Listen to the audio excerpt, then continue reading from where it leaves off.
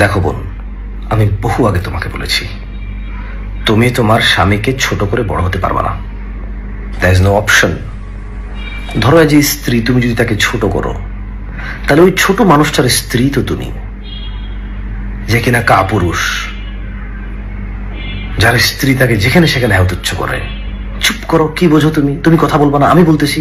তোমাকে কথা বলতে কে বলছে?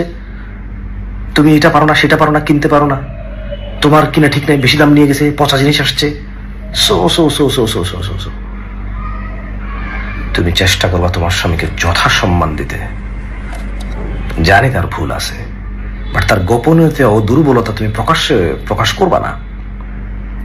খবরদার, তুমি কখনো এমন ব্যবহার করবা না যে সে তোমার চোখে পড়ে যায়।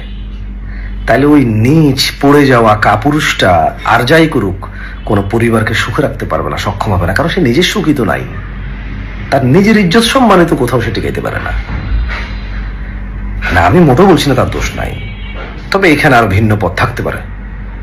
আর আমি ওই ছোট ভাই তোমাকে বলি, তুমি তোমার স্ত্রী ওর যত্ন না নিয়ে, ওকে অবহেলা করে, হেয়তুচ্ছ করে, ওর মান সম্মানের খেয়াল না করে, ওর আবেগ অনুভূতির খেয়াল না করে তুমি নিজে যত্নে থাকতে পারবা না। আল্লাহ সুবহানাহু ওয়া তাআলা ওকে বানাইছে তোমার শান্তির জন্য। তুমি যদি এইটাকে বাদ দিয়ে অন্য কোথাও শান্তি খোঁজো, তুমি শান্তি পাবা না।